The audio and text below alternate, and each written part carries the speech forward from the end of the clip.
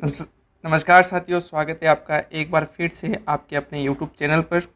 दोस्तों, सबसे पहले तो रक्षाबंधन पर्व की सभी सभी को बहुत सारी शुभकामनाएं। ठीक है, मुबारकबाद।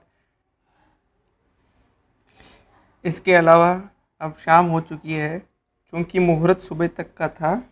ठीक है, दोपहर तक का। तो सबने राखी का महोत्सव बड़े ज़ोरों शोर से बना लिया होगा। ठीक है, बहनों ने भाइयों के हाथों में राखी बांध दी होगी और उनके उज्जवल भविष्य के लिए उन्होंने प्रार्थना की होगी, दुआ की होगी।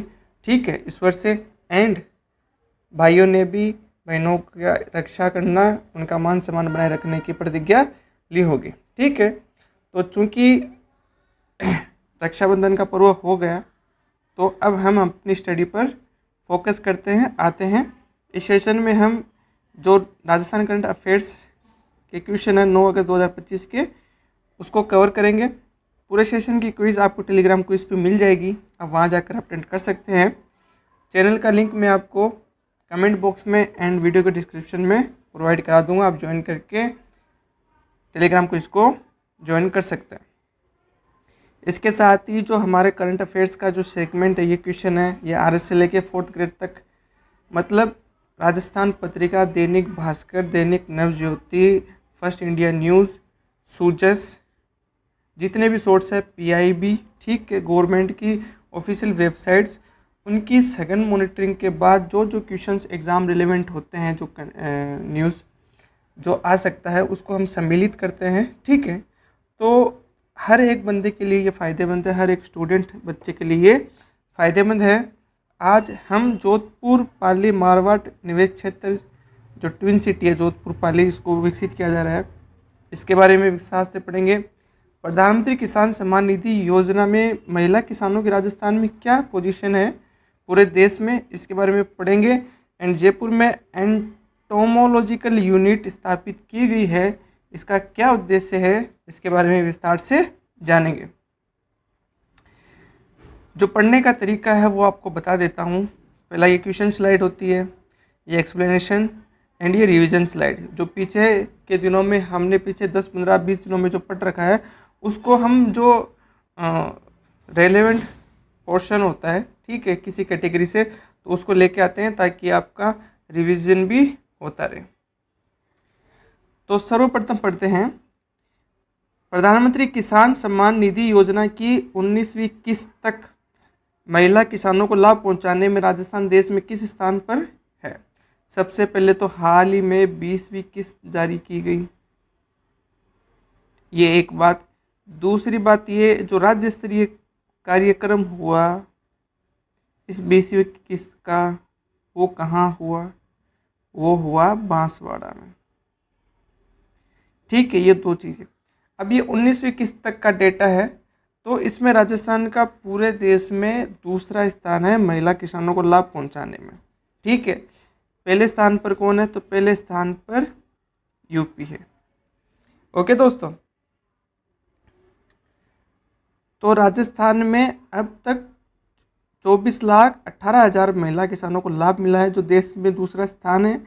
और अब तक 597.28 करोड़ रुपए महिला किसानों के खातों में राजस्थान में ट्रांसफ़र कर दिए गए हैं DBT के माध्यम से 19 किस्तों। ये ध्यान रखना, 19 किस्तों तक की ये बात हो रही है, 20वीं किस्त का डेटा अभी तक नहीं आया है। ठीक है, जो डेटा पब्लिक डोमेन में है, जो रिपोर्ट लोकसभा सेक्रेटेरिएट ने जारी करी है, उसके अनुसार मैं आपको ये बता रहा हूँ। प्रथम स्थान पर उत्तर प्रदेश, कितने, 46.34 लाख महिला किसान, और टोटल उनको राशि अप्रोक्स 1200 करोड़ रुपए DBT के माध्यम से ट्रांसफर करे गए।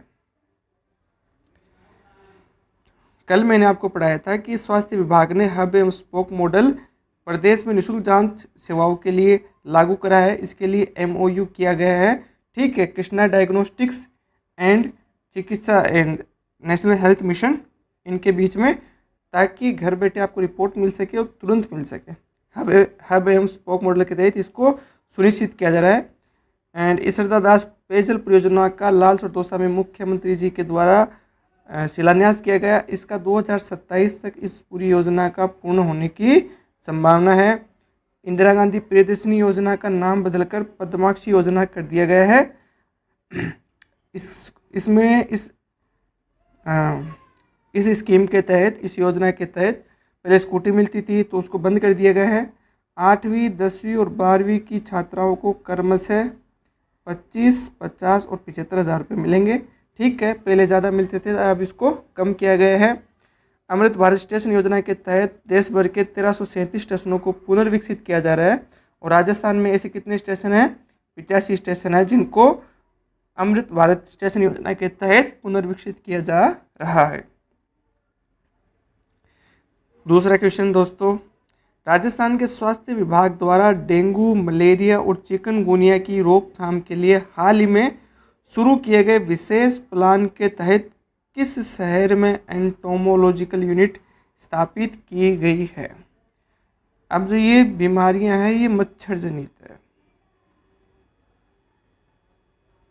ठीक है, इनकी रोकथाम के लिए एंटोमोलॉजिकल यूनिट स्थापित की गई है। ये की गई है जयपुर में।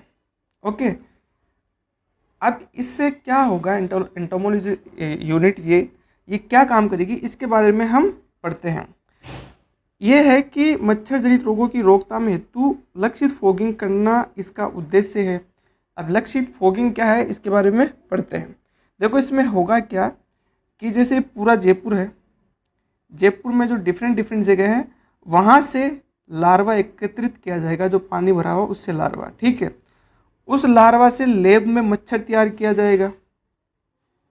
ठीक है, और उस मच्छरों की वायरस की जो जांच है ना वो दिल्ली में एनसीडीसी लैब में करवाई जाएगी।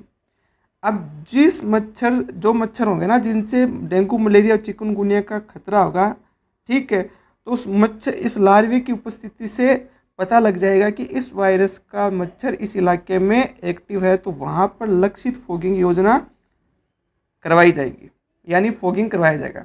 इससे फ़ायदा क्या होगा कि मान लो मानसून के मौसम में, बारिश में आपको पूरे जयपुर में फॉगिंग करवानी पड़ेगी। ठीक है, इससे क्या हुआ? मैन पावर ज़्यादा लगती है, रिसोर्सेज ज़्यादा लगते हैं। ठीक है, दूसरा इतना इफेक्टिव भी रहता नहीं है, मतलब नॉन इफेक्टिव सा, इसका इतना आउटपुट आ नहीं पाता। अब क्या होता है कि इस इलाकों में हमको पता लग गया ना कि जैसे मान लो जयपुर के 100 इलाके, अब 20 इलाकों में ही वो वायरस है, उस वायरस के मच्छर है, तो आप उस इलाकों में फोकस कर पाएंगे। ठीक, और उस बीमारी को कंटेन कर पाएंगे। ठीक है, तो ये इस पूरा एंटोमोलॉजिकल यूनिट स्थापित करने का यही है। अब जो मॉनिटरिंग की जाएगी वो मरुधर ओडी के ऐप के द्वारा रियल टाइम जियो टैगिंग के द्वारा मॉनिटरिंग की जाएगी। जियो टैगिंग और मॉनिटरिंग साथ साथ की जाएगी। साथ ही साथ मरुधर ओडी के ऐप उपयोग करने वाला राजस्थान देश का पहला राज्य है। इसके लिए उसको बेस्ट प्रैक्टिस अवार्ड भी प्राप्त हो चुका है। धौलपुर में दोस्तों चिकित्सा दल आपके द्वार एंड एंटी लार्वा, ये 2 अभियान है जिनका उद्देश्य मच्छर जनित रोगों की रोकथाम के लिए चलाए गए। हरियाणा राजस्थान ऐप वृक्षारोपण की निगरानी हेतु विकसित किया गया है राजस्थान वन विभाग के द्वारा। 27 से 31 जुलाई 2025 तक निश्चय पोषण किट वितरण अभियान चलाया गया। टीबी रोगियों के लिए ये जो किट है इनके वितरण का कार्यक्रम। और राजस्थान का पहला स्किन बैंक कहाँ स्थापित किया गया है? जयपुर में। किसके द्वारा? Rotary club Jaipur mid town द्वारा। नेक्स्ट क्वेश्चन, हाल ही में किस मेडिकल कॉलेज को अंगदान के क्षेत्र में बेस्ट ऑर्गन ट्रांसप्लांट रिट्रीवर श्रेणी में राज्य स्तरीय अवार्ड से सम्मानित किया गया? तो अब अभी हाल ही में जयपुर में राज्य स्तरीय अंगदान जागरूकता